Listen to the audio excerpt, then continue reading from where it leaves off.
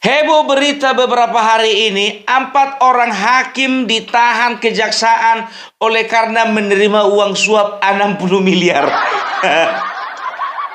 Kacau, Pak. Hakim loh, hakim.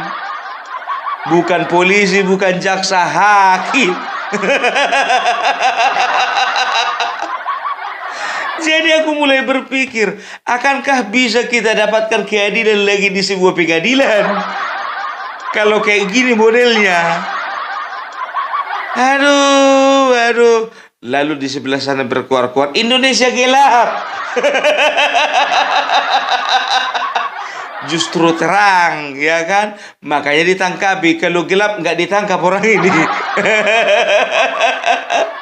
Ya, jadi tahu kalian ya, yang menerima suap ini ya, itu ketua pengadilannya. Waktu itu dia menjadi wakil ketua pengadilan negeri ya. Waktu itu yang menjadi wakil ketuanya itu Muhammad Arif Nurianta, dan 3 hakim perkara ya. 1 orang bernama Jumianto, yang kedua namanya Agam Sarif Baharudin, yang ketiga itu kalau tidak salah namanya Ali Mustafa atau Ali Murtadin, nggak tahu lah aku, entah Ali apa itu, entah Ali Baba pun itu, nggak penting aku menghafal-hafal namanya itu. Sedangkan nama pahlawan aja aku susah menghafal, apalagi nama koruptor.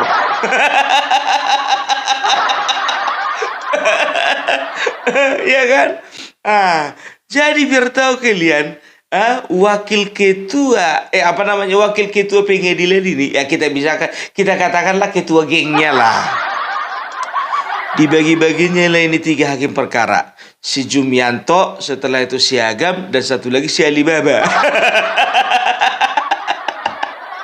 Mending Alibaba aku bilang daripada Alibata.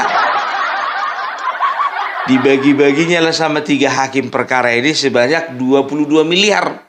Bayangkan kalian, 22 miliar dibagi 3. Berarti kalau pukul rata 7,1 miliar satu orang, kan begitu. Nah, ini ketua gengnya ini ya, untuk dia sendirian 38 miliar. Biasalah ketua geng, kepala suku.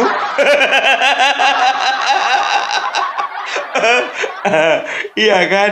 Dan tahu ndak kalian ya, ternyata bukan mereka berempat saja yang ditahan oleh kejaksaan. Yang satu lagi Marcella Santoso, ya kan? Apapun itu posisinya sebagai pengacara.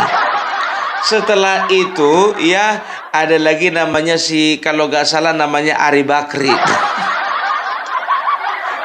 Dan satu panitera. Ya, satu panitera muda yang bernama, kalau nggak salah namanya Wahyu Gunawan. Nah ya, mumpung ingat ya, sebentar lagi ini hari Hani ya. Opung Parbela kan sebentar lagi akan berada di kota Solo. Hari Minggu, sekarang udah hari Selasa, Wak. Nggak terasa ya, Selasa kan, Rabu, Kamis, Jumat, Sabtu, Minggu, 5 hari lagi. Ya, 5 hari lagi Opung Parbelak dan teman-teman ya akan berjumpa dengan Bapak Joko Widodo di kota Solo. Tapi bukan cuma itu yang membuat kami bangga dan bahagia. Karena apa? Karena nanti kami di Solo, di Jogja, dan di Jakarta, kami akan bertemu dengan teman-teman yang selama ini sudah support kami, baik lewat moral, lewat doa, dan juga lewat dukungan-dukungan yang lainnya. Ya, aku nggak berani bilang mereka fans.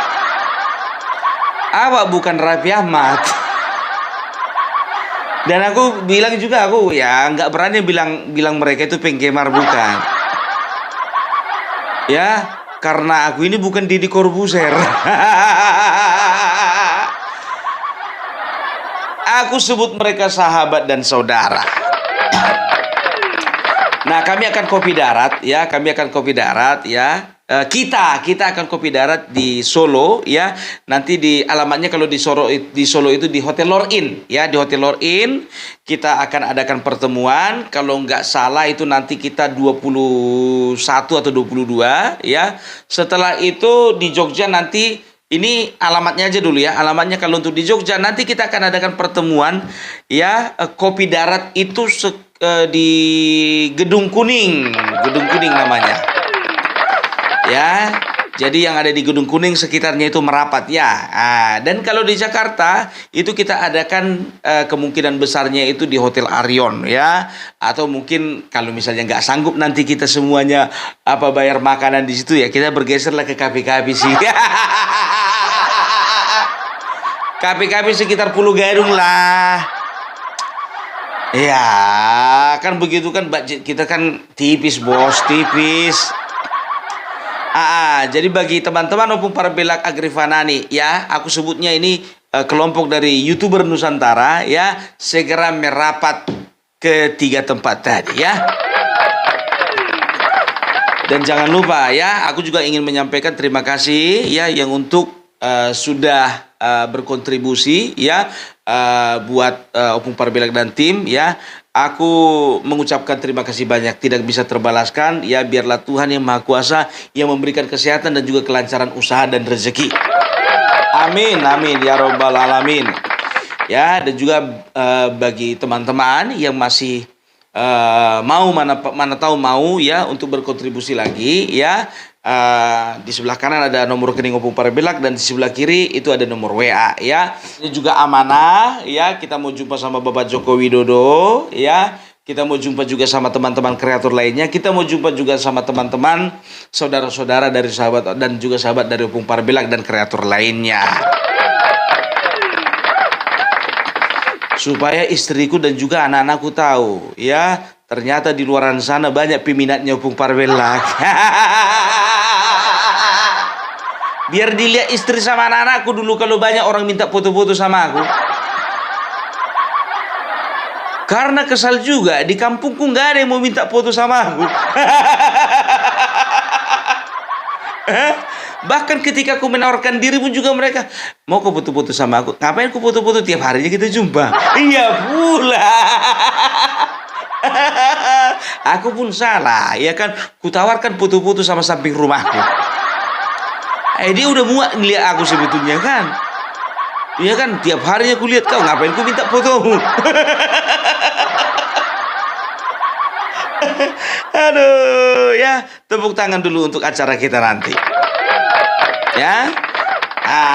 Mari kita lanjutkan ya apa yang perlu kita bahas.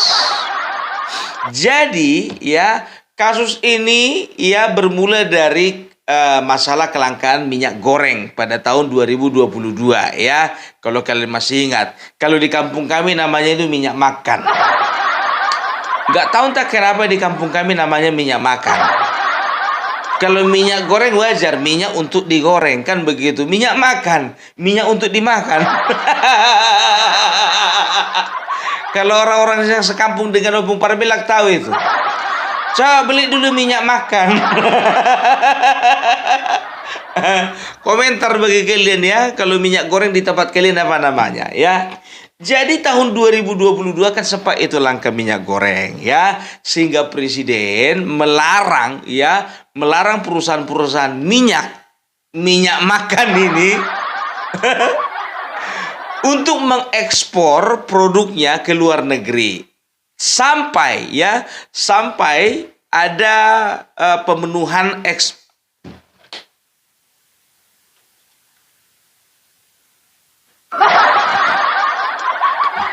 Jadi permasalahan ini berawal dari kelangkaan minyak goreng ya pada tahun 2022. Masih ingat mungkin kalian ya, waktu itu harga minyak goreng itu bisa mencapai 22.000 per liternya, kan begitu ya. Jadi permasalahan ini diawali ya pada saat Jadi kasus ini diawali ya pada saat adanya masalah kelangkaan minyak goreng ya. Kalau di kampung kami namanya minyak makan. Nggak tahu aku tak kenapa bisa di kampung kami nyampainya jadi minyak makan namanya. Kalau minyak goreng masih wajar kan begitu kan, minyak untuk menggoreng kan begitu, atau minyak untuk digoreng. Nah kalau minyak makan, minyak untuk dimakan. Kalau sekampungnya Opung Parabelak pasti tahu itu ya kan, karena punya pengalaman disuruh mamaknya ke warung beli minyak makan. Beli dulu minyak makan. Aduh, aduh. Dan tahu ndak kalian ya? Jadi ketika itu ya, saking langkanya minyak goreng ya, minyak goreng ini ya, yang di kampung kami dikatakan minyak makan tadi. Ya, itu oleh karena naiknya ya harga CPO yang ada di luar negeri ya. CPO itu crude palm oil ya, bahan baku minyak goreng. Jadi akhirnya terjadilah ya kenaikan harga yang tadinya sekitar 14.000 per liter, waktu itu kalau masih ingat ada sampai 22.000. Di kampung kami nyampe 30.000 per liter. Padahal namanya udah diganti dari minyak goreng ke minyak makan. Tetap aja kena kenaikan harga. Dan aku masih ingat 2022 waktu itu, biar tahu kalian. Kalau misalnya kita beli minyak goreng ke warung-warung, dijatah itu cuma 1 bungkus. Aduh, baru itu sejarahnya beli minyak goreng dijatah-jatah, ya kan? Itulah saking langkanya ya. Mulai dari situlah banyak di kampung kami, ya biar tahu kalian, sudah mulai tidak menggoreng-goreng, membakar-bakar sama mengkukus-kukus. Makanya tahun 2022 tingkat kesehatan di kampung kami itu meningkat. Karena apa? Karena turunnya kolesterol. Apa nggak turun kolesterol, nggak bisa lagi menggoreng.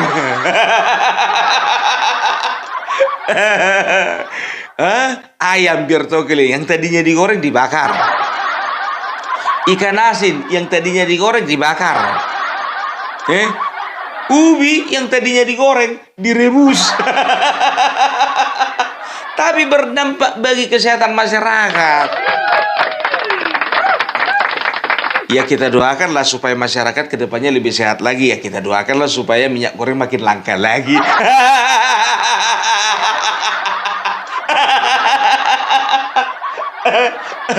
Enggak gitu juga, Pung. Ya kalau memang segala sesuatu membawa kebaikan, kenapa enggak? Iya kan? Kan Indonesia kan begitu. Segala sesuatu ada hikmahnya.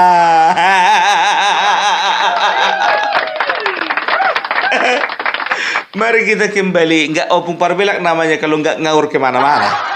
Ya memang harus begitu orang Indonesia ini. Dibawa kemana-mana dulu baru sampai ke tempat tujuan. Kan begitu kan. Sebetulnya kan bisa dalam waktu 1 jam sampai ke tempat tujuan. Tapi kalau misalnya orang Indonesia dibawa jalan ke kanan, dibawa jalan ke kiri, akhirnya sampai ke tempat tujuan itu 5 jam.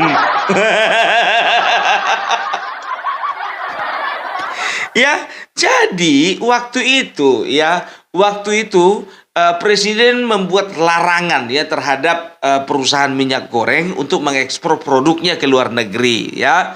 Jadi kenapa dilakukan pelarangan? Karena kebutuhan yang sangat besar di dalam negeri ya. Jadi larangan itu pun ada batasannya ya. Kalau misalnya terpenuhi 20% ya dari jumlah barang yang diekspor. Contoh, satu perusahaan ya, dia itu mengekspor, sekali ekspor katakanlah 100 ton. Ya, 20 ton itu harus dijual di dalam negeri. Gitu dia. Jadi itu namanya itu kalau nggak salah DMO. DMO itu artinya Domestic Market Obligation. Basa Londo meneh iki.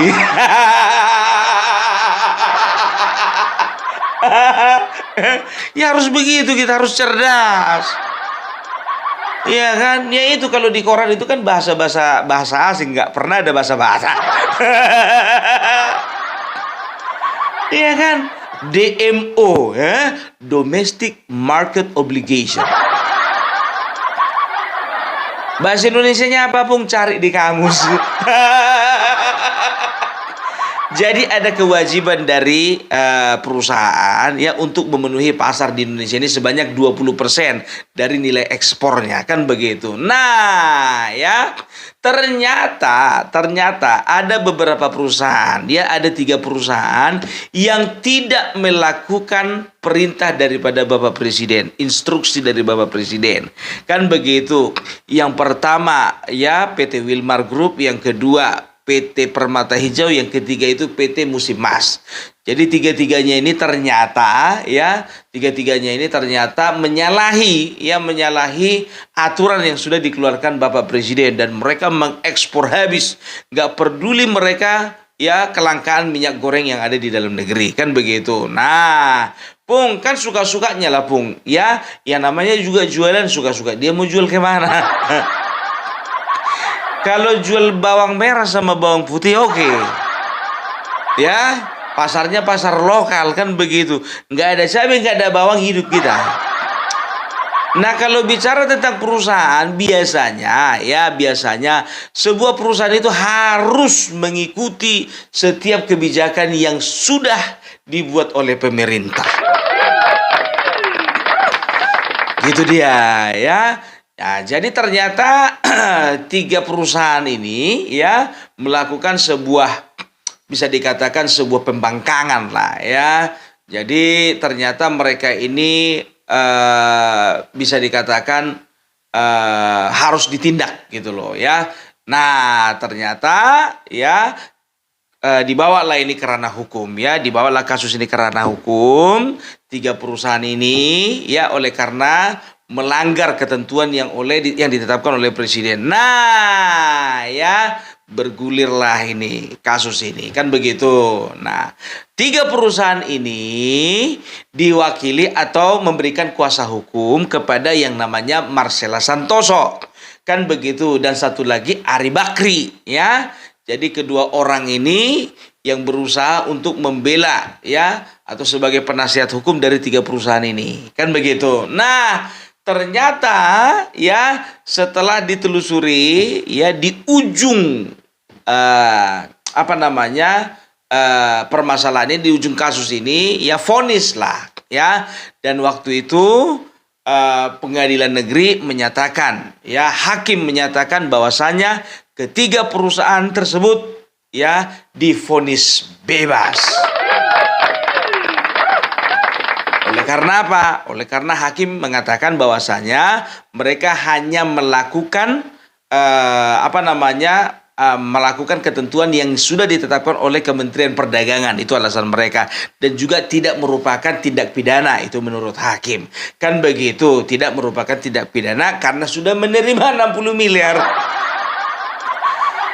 Nah, uang suap ini disampaikanlah, uang suap ini diberikan Marcella Santoso, mungkin sebagai perantara, sudah pasti kan, nggak mungkin uangnya pengacara juga kan, sudah pasti uang dari perusahaan, dibawa Marcella Santoso ke siapa ini, Wahyu Gunawan ini, panitera muda ini, sebagai perantara, sebagai perantara dari Wahyu ke wakil ketua pengadilan negeri waktu itu, Muhammad Arif Nur Yanta, Jadi dari perusahaan uangnya ke tangannya Marcella Santoso dan juga Ari Bakri, sebagai pengacara. Nah, mereka menyampaikan uang suap itu kepada Wahyu Gunawan. Nah, Wahyu Gunawan menyampaikanlah uang suap itu juga ke Muhammad Arif Nurianta sebagai wakil ketua pengadilan negeri saat itu. Nah, dari situ dia bagi-bagilah sama hakim perkara, 3 orang tadi, yang salah satunya yang namanya itu Alibaba tadi. Itu dia. Nah, ternyata dilakukanlah penyelidikan. Vonis bebas waktu itu tanggal 19 Maret 2025. Nggak nyampe sebulan mereka ditangkap. 12 April 2025 mereka diangkut rame-rame. Baru 3 minggu menikmati uang, langsung diangkat. Memang harus begitu. Jangan dilama-lamakan. Jangan terlanjur udah pergi dia liburan, beli jet pribadi, baru ditangkap, kan begitu.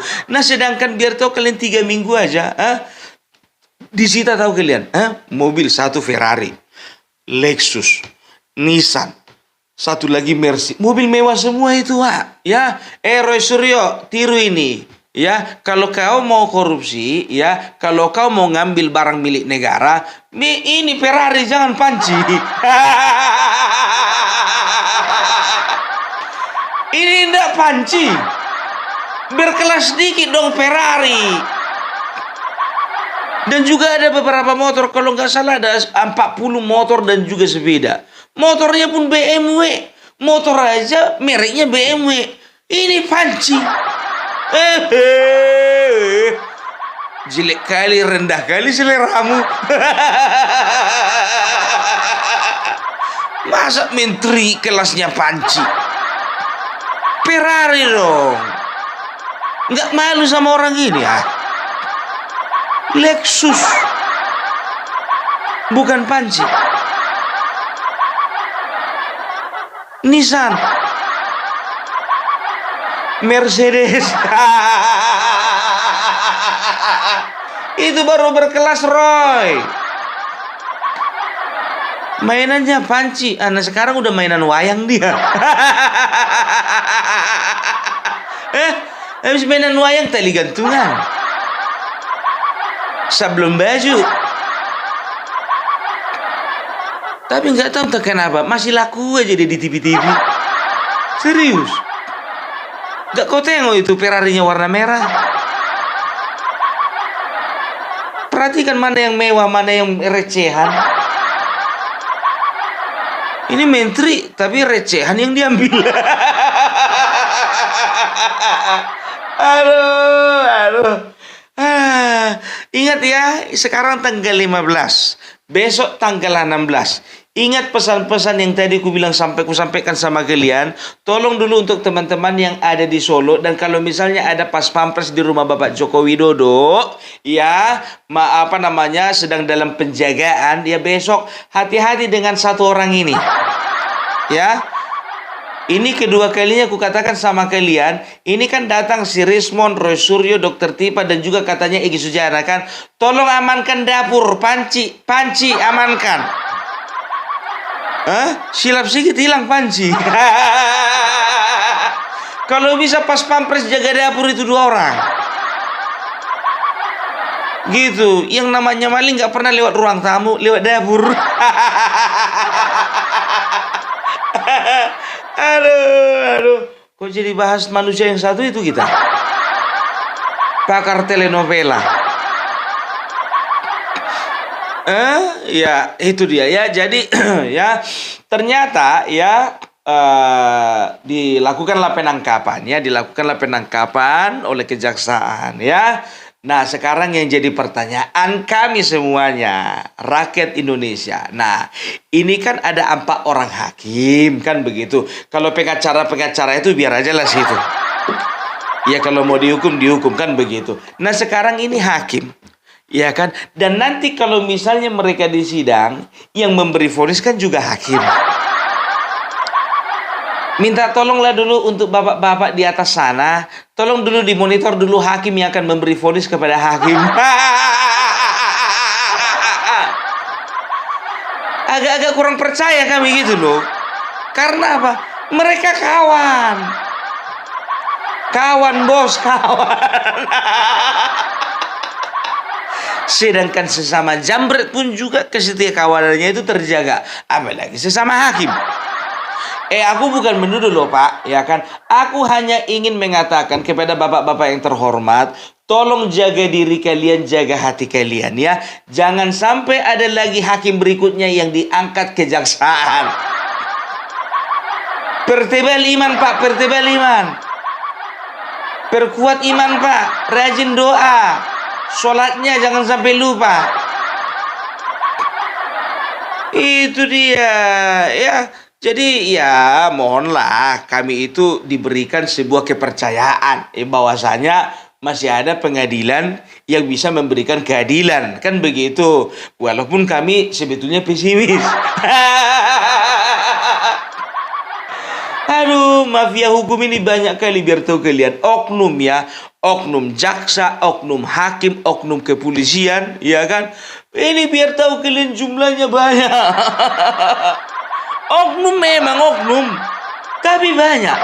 Coba hitung kalian ya, Sejak tahun 1945 berdiri Indonesia ini, udah berapa hakim yang masuk bui? Ya, potong telingaku ini kalau nggak sampai 100. Lebih itu 100. Mak ngeri kali membela yang main potong-potong telinga ya. Kayak gini ya di kampung kami, biar tahu kalian. Untuk meyakinkan perkataan kita, nggak perlu kita sumpah-sumpah, nggak perlu. Dia itu selingkuh loh sama si Udin itu selingkuh loh sama si Mawar. Masa iya? Nggak percaya kau, potong kupingku ini. Orangnya yang selingkuh, tapi berani dia mempertaruhkan kupingnya. Bayangkan, biar tahu kau, dia itu, udah nggak dia apa lagi, udah nggak sama istrinya lagi. Udah bisa orang itu. Iya udah bisa. Banyak kali potong leher gue ini biar tahu kau. Rumah tangga orang bermasalah, dia berani mempertaruhkan digorok lehernya, coba.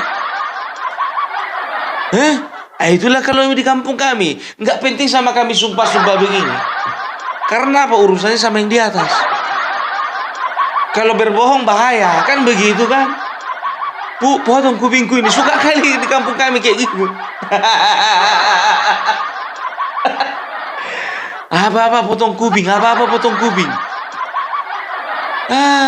Jambret, biar tahu kalian, ini pernah lah kejadian, ya kan? Jambret dikejar lah pakai motor, ya kan? Dikejar lah pakai motor, ya. Dapatlah jambret ini, tapi dompetnya nggak dapat. Iya kan?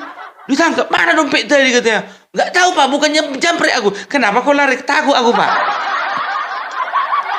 Kenapa kau takut? Takut aku dipukul massa, kata gitu. Ya ngapain kau takut kalau nggak menjamret kau kan? Enggak pak, jamret kau kan? Enggak pak, serius pak. Potong kupingku pak kalau ada ku ambil tasnya ibu ini. Jamret aja berani bersumpah. Tapi nggak atas nama Tuhan, ya kan? Tapi atas nama sendiri-sendiri. Nah, jamret kelas kampung ini kadang-kadang lebih bermartabat daripada ya orang-orang atau oknum-oknum yang ada di pengadilan itu.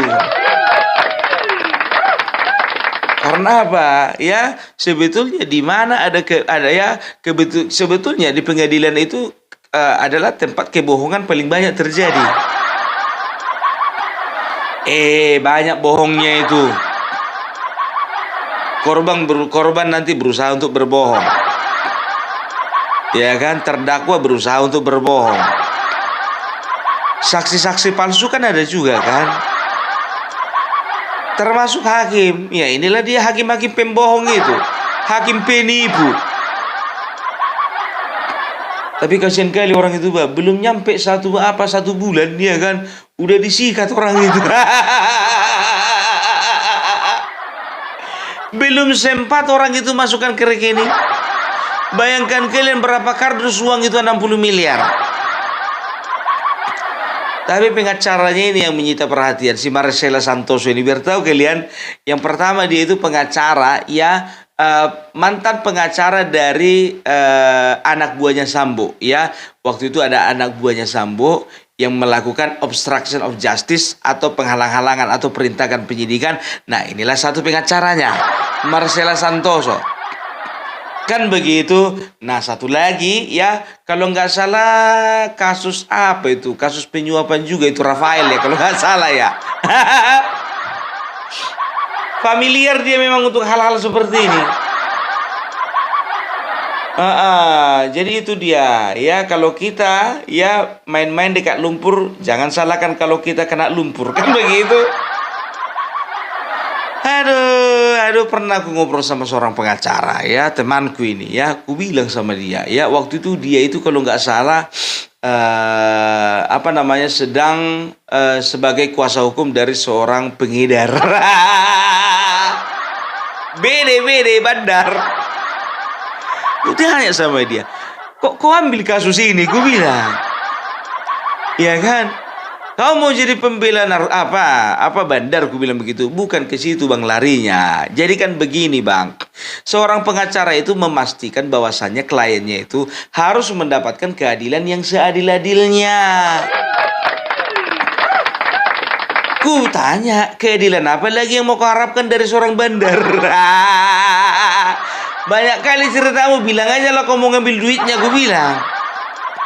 Nggak begitu bang, yang namanya klien itu, ya kan di dalam sebuah perkara itu kan harus ada praduga tak bersalah bang, ya. Jadi ya sebelum semuanya diputuskan oleh hakim, ya divonis, maka tidak ada satupun yang berhak menyatakan klien kita itu bersalah, kan begitu. Nah, aku tanya lagi, ya sekarang begini, ya. Kenapa harus kau perjuangkan keadilan yang seadil-adilnya bagi klienmu? Padahal dia itu seorang bandar narkoba, aku bilang begitu. Begini bang, di dalam pengadilan itu bang banyak mafianya. Ini bang nanti bisa jadi ATM berjalan bang. Itu ya bagi oknum kepolisian, oknum kejaksaan, dan juga oknum hakim bang. Katanya gitu. Oh gitu juga, ya iya. Kadang-kadang ditekanlah ini kan begitu hukuman sekian. Padahal sebetulnya sesuai dengan apa yang dilakukannya, hukumannya itu cuma katakanlah 15 tahun. Ya, tapi dari jaksa ya itu menuntut 20 tahun kan begitu. Nah, bermainlah nanti ini di belakang bang ya. Bagaimana supaya berkurang tahan apa namanya tuntutan itu ya, dan hakim kalau bisa juga oknum hakim disogok gitu bang. Nah itu yang kita hindari. Oh ternyata mulia juga tugas kalian walaupun yang kalian bela orang brengsek ya.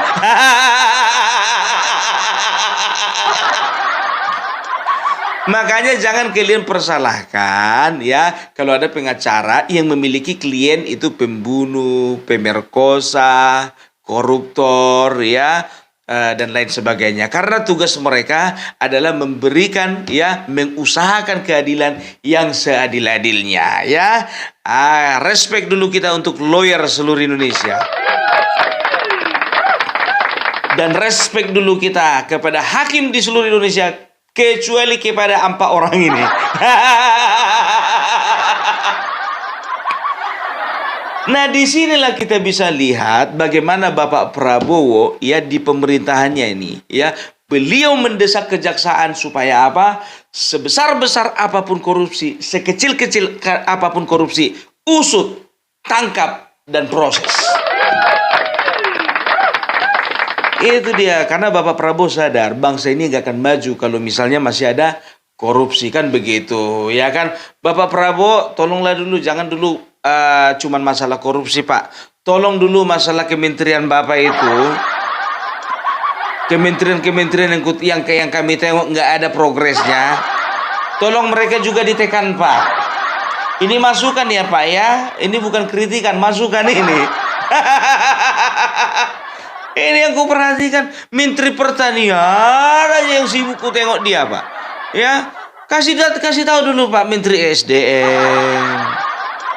Ya, setelah itu Menteri Perdagangan, Menteri Kemaritiman. Gitu loh Pak. Ini yang menonjol. Kalau nggak Menteri Pertahanan, Sekretaris Kabinet. Kalau nggak Menteri Pertanian, Sekretaris Kabinet. Gitu, maksudnya apa? Supaya pemerintahan Bapak lebih baik lagi.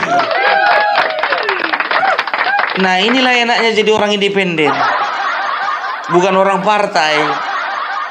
Jadi ketika kita memberi masukan walaupun beliau adalah presiden kita, maka tidak ada beban. Jangan bilang-bilang lagi buzzer, kalian bilang hubung parbila ini buzzer. Nah Bapak Prabowo aku sudah kritik secara halus kan. Kalau bisa Pak dari 45 menteri, ya 40 diresapel juga nggak apa-apa Pak.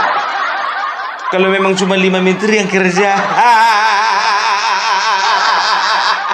nggak masalah.